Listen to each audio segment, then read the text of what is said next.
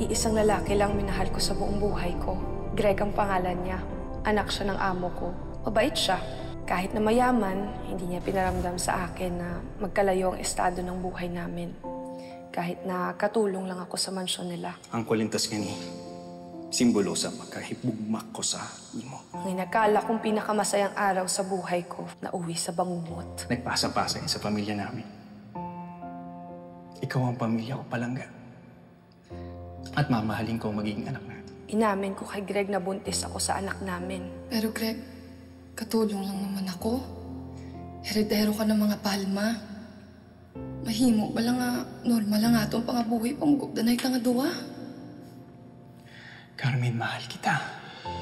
At pakakasalan kita kahit tayo ni Mama. At mamahalin ko magiging anak natin nang higit pa sa buhay ko. Pero nahuli kami ng kanyang mama at pinilit kaming maghiwalay. Mama.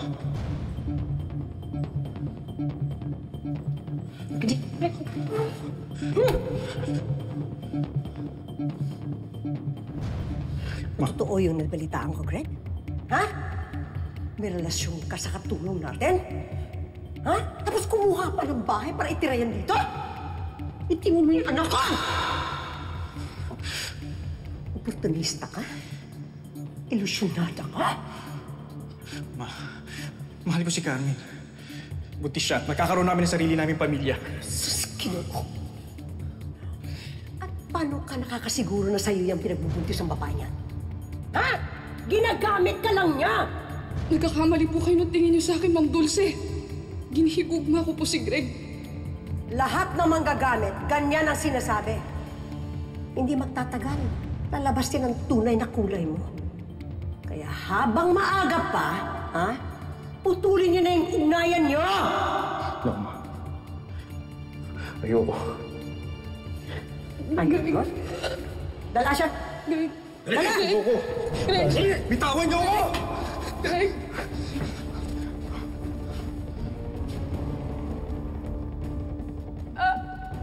Layuan mo, anak ko. Hindi mo alam kung anong kaya kong gawin sa'yo. At dyan sa pinagbubuntis mo! Kahit kailan, hindi ka mapapabilang sa pamilya namin. Ha? Uli na nang malaman ko ang lahat. Guwapa! Ano natabo? At bakit mo sinabi sa telepono na iiwan mo sa akin ang bata mo? Roberta ang pangalan niya. Sa panganib ang buhay niya, ipangako mo sa akon na hindi pwede makalapit ang pamilya sang akon nga bata sa iya kag hindi mabalaan sang iya nga tatay kung diin si Roberta.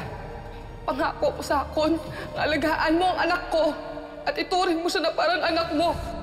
Si Mama ang may pakananan lahat. Emil, gawin mong lahat para mahanap ang taong umampun sa anak ko. Opo, Sir Gov.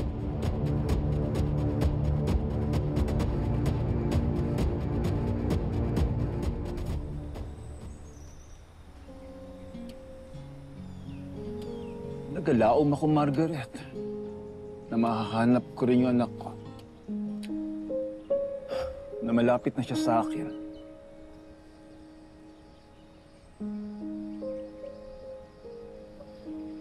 Don't worry, Greg. May awan doon ng Diyos. I know how much you wanna see your daughter. That's why pinagdarasal ko siya. And you know what? When we find her, I'm gonna treat her like my kid. Just like how you accepted and loved my kids as your own. Salamat, Margaret. May naalala ko lang si Mamita. Sana kapag nakita ko na yung anak namin ni Carmen, tanggapin niya to. No, I talked to Mamita. You know naman how close we are, di ba? Because she's my mom's friend. Mamita just needs time. Kahit hindi niya aminin, alam ko naman na nangungulila siya sa apo.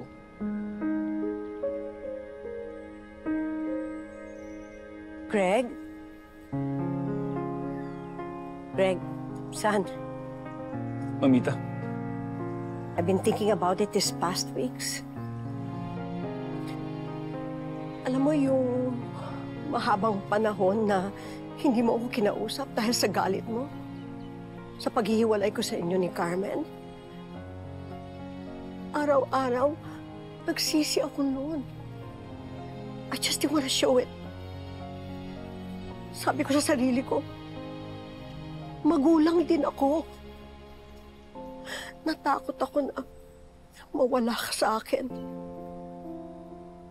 Natalikuran mo yung pamilya mo at masira yung lahat ng pinaghirapan namin ng papa mo.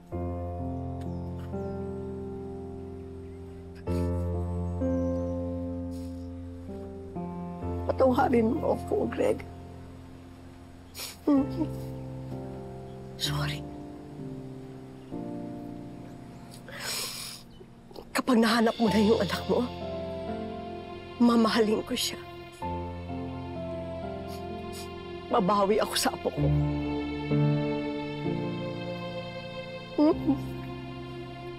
Babawi ako sa apo ko.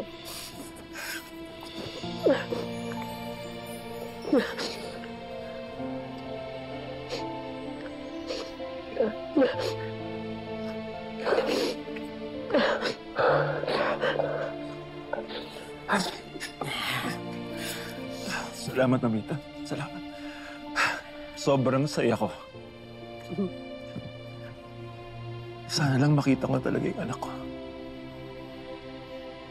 Ngayon pa ba tayo hindi maniniwala sa himala? Nagising nga ako. Sigurado ako mahanap natin ang anak mo.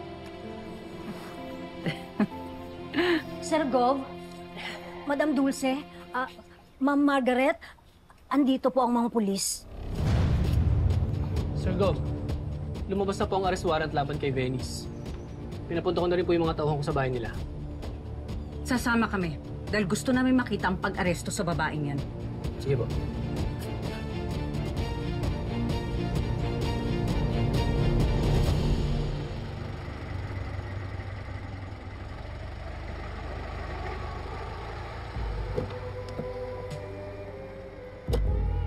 Tata. Tata. Nasasabi bang tunay nasa iyong puso? Patunayan lang na hindi sa'yo. Madam! May mga pulis po sa labas. No! Anong pinagsasabi ninyo? Hindi ako yung magnanakaw! Si Tata yung magnanakaw! Mommy, please! Tumigil ka, Venice, ha? Tumigil ka sa palabas mo! Papakulong kita! Mama! Venice! Don't call me mama! Pakpan niyo na! Bakit? No! Hindi! Babawi ako sa'yo, Tata. Gusto ko ipakita sa'yo kung gaano ka talaga mahalaga sa akin. Ipaglalaban na kita, Tata. Ipaglalaban? Ang dami ng message ni Sir Francis sa'yo. Ba't di mo pinapansin? Gusto niya daw makipag-usap sa akin. Ituloy na natin yung Plan B. Di man magpapang kapitong pag-ibig aamin. Pinatayin ako ng ilaw. May sabihin ako sa'yo. Ano yan? Papatunayan ko sa'yo na mas okay yung boyfriend kaya sa Francis na yun. Mahal na mahal kita, Tata. At nanghihinayang ko sa lahat ng panahon na sana ikaw ang kasama ko. Tatanong ko lang po sana kung sino po ba yung nag-donate ng kidney kay nanay tsaka sino po yung tumulong para matuloy po yung operasyon niya. You know, you've been waiting so long for the kidney transplant of Mrs. Magbanwa. Diyos, Ginoo, si Francis Kali yung nagbulig sa amon.